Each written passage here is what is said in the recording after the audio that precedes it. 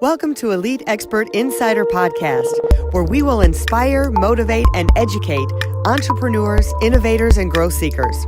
Brought to you by Elite Online Publishing, making the best and brightest in the industry #1 best-selling authors. 80% of people say they want to write a book. We're assuming that's the same for you. If so, contact us at www.eliteonlinepublishing.com and make your book a reality.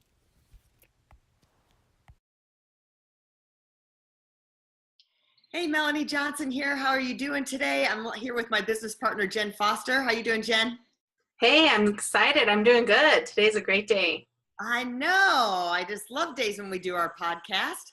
So we are having an awesome time. Hope you guys are having an awesome day. We want to remind you to subscribe to this podcast and share it with your friends. And please leave us a comment. And I don't know if any of you know this, but Jen and I co-own a company together. We are both 50-50 partners on Elite Online Publishing. So Elite Online Publishing. And we started this, it's a crazy story how we get asked all the time. Jen lives in Salt Lake City and I live in Houston. It's like, well, how did you guys start this company? Like, you live in 2 different states and 2 different cities. How did you start this? So it's kind of a funny story. So we wanted to share that real quick with you. We met right back at a mentor of ours. It was a marketing conference, and we were going to she started going to it before me, right? You were going a couple years before, I think. Yeah, I think so. I was going a couple years before, and we would go to the same conference probably 2-3 times a year. And it's not the same conference, but it's the same people, different material that we're learning. Yeah. And so there's a thing where you can go up on a hot seat. So I got to go up on the hot seat, and the issue that I was having at the time is I had bought into this timeshare. It was a villa down in the Dominican Republic, and I was trying to figure out other ways I could monetize it. And Jen's like, ooh, villa, Dominican Republic. I want to go there. So the next time we met at the conference, she was like, I'm determined. I'm going to figure out a way for us to go, but not just on a vacation. We're going to go and we're going to make money. Yes. Well, and it's really funny because the reason why I wanted to go so bad, I mean, of course, I've never been to Dominican and I wanted to go. I've been to Puerto Rico, but I had never been to Dominican. And I was just thinking, there's got to be a way for me to go to this beach. And I was going to have a whole month without kids. Now, I have 3 kids. And at the time, I'd only been divorced for like a year and a half. And I was like, okay, this is the first time I'm going to have no kids for a whole month, 30 days straight. And I was like, I've got to do something that's fun and something that will get me out of my normal life. But I also needed to make some money at the same time. So I talked to Melanie. We went to lunch and we just started talking and planning. So we just brainstormed about, we both knew how to publish books. We had both become #1 best-selling authors at the time. So the idea that we came up with was, let's do a book writing retreat. We could do a book writing retreat down there. We could do it for a week. And so during the breaks, get this. So during the breaks of the conference, we came up with the title, Hot Chicks Write Hot Books on the Beach, created a logo, made a video. Jen knows web design. She created a website. During the break, she's creating a website for us. We created a landing page, which was almost like what we talked about on our last podcast, some sales funnel. But we created that page, and we actually had someone at the event. We were eating lunch, and we had just learned about the amazing new tool called Canva, canva.com. And someone at the table said, oh, I've used Canva before. And I handed her the computer, and she started making our logo. So it was awesome. It was great. The whole thing was done, and that was in March. And then a month later, we sold people it, and next thing we knew, we had a book writing retreat. So we thought this was so much fun that maybe we would do it once a year together, and it would be a one-time-a-year deal that we would do. So when I got home, we had posted it all over Facebook and showed what we had done and the results and the people who got #1 bestseller. And I had 2 people contact me right away. Hey, I didn't know you were publishing books for people. I didn't know you had a publishing company. And I'm like, well, I really don't have a publishing company. Well, the next thing I knew, we decided we should have a publishing company. So literally, we got home the end of June, and by the 1st of August, we created Elite Online Publishing and had a publishing company. And at the time, Melanie had 3 books of her own, and I had 4, almost 5 books of my own. And I had also helped probably about 5 other people, maybe a little more than that, publish their books. So we had, some publishing under our belt besides the book writing retreat. We knew what we were doing. We had been doing it for a while. but it was awesome because now we could just keep on doing it and 10x it, right? 10 times it. Yeah, 10 times it. And as life would have it, so at the time I was doing real estate investment. Jen had her marketing and web design company, which she still has. But a real estate in Houston, I was a developer, not just an investor, not just a real estate agent. And oil had tanked. So when oil tanked, all of a sudden, nobody was buying real estate. People were losing their jobs here in Texas. So it was like, as that business was winding down, then the publishing business started winding up. So I was so grateful that I had another business that was starting at the same time and kept growing. And so I guess the lesson there is when life is going to bring you lemons and economy is going to change, marriages may end, things can happen. So you have to figure out something else and keep moving. You can't just hide under the covers. So it was a great way. And speaking about hiding under the covers, I'm going to tell this other story real quick of when life gives you lemons. So I had, a foreclosure happen. When my husband divorced me, he ended up getting our houses thrown into a temporary foreclosure through a bankruptcy that he had. So I say, well, what do you do when your house is pending foreclosure? My answer is you make a 6-figure business out of it. So that's what I did. They're like, well, you're going to lose your house in 30 days. Well, I managed to keep the house for 4 years, and I turned these large mansions into rentals and was making like $300,000-$400,000 a year renting my 2 houses. So it's all about turning something negative into something positive. And Jen and I kind of turned something fun into something really positive that turned into this one-off thing that turned into a huge business. So you just never know what'll happen. It's so true. It's so true. Well, and I think that the biggest thing that I loved about what Melanie and I's relationship is really just the fact that we have so much in common. So both of us were single moms, and both of us are juggling businesses, have a business or two with her. She has charity auctions as well for the villa.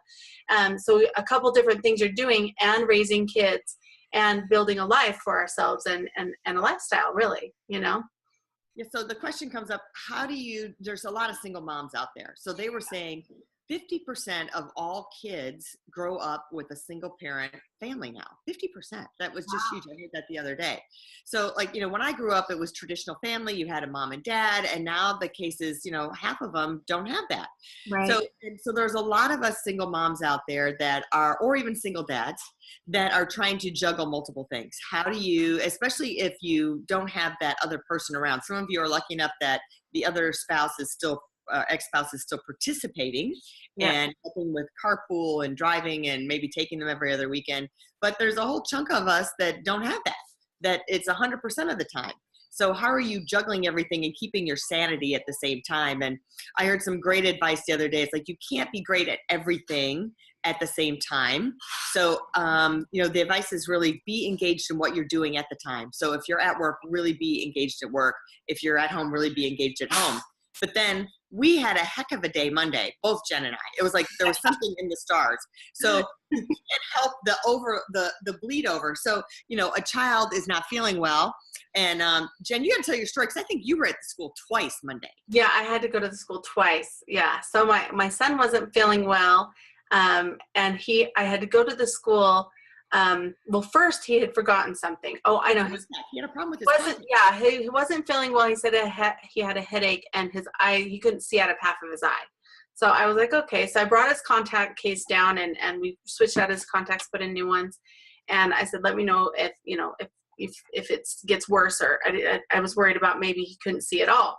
An hour later, he calls and said he's throwing up and he was really sick. So I had to go back to the school. So that was twice picking him up. So, 10 minutes there, 10 minutes back, and sometimes a little longer depending on traffic. But going back twice, and then just having the patience is the biggest thing, I think, for us, or for me it is. Having the patience to say, okay, and being in the present, like you were just saying, Melanie, being in that present moment saying, okay, like I actually had to finish up the phone call I was on, finish a couple of things. So it took an extra 10 minutes after he called for me to even get into the car to go, to go pick him up or to help him. And I think sometimes you just have to be in that moment and have that patience to say, okay, this is happening and it's going to be okay, Yeah, you have to redirect. So like, you're at work, whether you're at a job, we're lucky enough that we work for ourselves. So you don't have to ask someone for permission or let them know, but it's like, okay, I got to redirect my time. I've got to turn the switch off of being fully present with my job to now switch to be fully present in the middle of my job with my child because something is going on with them. And then sometimes there's times you just feel like the day blew up. Like it's hard to get back on track, back into the workflow because now you've got a child home, you're still trying to manage with them and maybe they're going to rest or do something, but it just throws the mojo off. So it's tough sometimes to hit that reset. Okay, now I've got to focus back over here on what I'm doing. I can't just check out for the whole day. So I kind of go through what can I get accomplished? Maybe it wasn't everything that I thought I could because my engagement is going to be different. Like if I was going to make a bunch of sales calls that day, then I may not be able to do that if my child is homesick. So I may be going, okay, I'm going to do creative stuff, quiet work that is still on my list that's going to move my life forward and move our business forward, but it's not the same day that I was going to have. Right. This is having that flexibility, right? Being able to be flexible that you can redirect from one thing to the other and it's not written in stone. Right. I think the flexibility of it is the key. And also, so I just heard this the other day because people are always talking about balance. You got to have balance in your life. Got to have balance. And I was at a women's networking event, and someone on the panel at the front had said that you're never going to get it, so don't try to get it. They were basically saying there is no such thing as having a life balance because sometimes you have, your businesses up here and sometimes your relationships are up here and sometimes your relationships are down here and sometimes your business is down here. And it's going to go like this and not just relationships and business, but other areas of your life too. Right. Yeah. So your spiritual, your all the different things, it's going to go like this back and forth. And sometimes it might go up and down like really high. Right. Yeah. But if there's always going to be, especially if you're in the present moment, then it's not always going to be a flat line and it's not going to be a balance. And sometimes when I'm struggling, I'm saying, oh, I need to find more balance, or I need to go on more dates, or I need to have a better, do more relationship stuff, or, oh, I need to do more business stuff, or, oh, I need to do more personal stuff, or I need to go on one-on-ones with my kids and have lunch dates or whatever. It's like, where's the balance? Well, there isn't going to be a balance necessarily, but what are you doing right now that's in the present moment? Right. You know what I'm thinking too? A lot of times I used to say this when I was younger to people, when you're successful at one thing, it allows opportunities for other things. Right. So I'm just going to take business, for example. If you get your career settled and your income settled and it becomes very successful, then it allows more opportunity to take a couple steps back to have more quality time with your family. Mm-hmm. Because then you know that you've got your finances in order. Or, when you really got your kids all squared away, they're in great places, they feel very secure about you, then you can step away a little bit and spend that extra time on the business to make that successful. Right. So like, when it's the story of the celebrity, right? The wannabe celebrity has no money, can't get, is struggling, living out of a shoebox. And then all of a sudden they became famous and people are sending them clothes, sending them cosmetics, sending them tickets to free stuff, and they have everything. So it's kind of like finding that if you can 10X whatever you're doing, put enough time to really focus and be fully, the word's not fully present, but it's really like what's the word that you want to just dive in 110%, just do full mastery at something and achieve it. And then it allows you to open doors for other things. Yeah, I agree. Well, and I really love that, we just talked a little bit today about, our story of how we got started, but also just the regular day-to-day stuff. Like sometimes, lemons come on Mondays and you just have to make the best of it. And I think we should end with, kind of some of the stuff that I do. And I know you do too, Melanie, at the end of the day is sometimes you have those bad days, or you have those days where you don't think it didn't go how you planned, right? Or things didn't happen. And so when you go to bed at night, writing down those goals for the next day and writing down the accomplishments of what you accomplished that day. Because when you go to bed, you think, I didn't get anything done that I wanted to get done. And you feel so negative about it. But when you start really thinking about what you accomplished that day, I shouldn't get emotional, but maybe it is this just that you were there for your son because you got to go go pick them up, right? That was an accomplishment, right? Yeah, really, that you're able to do that.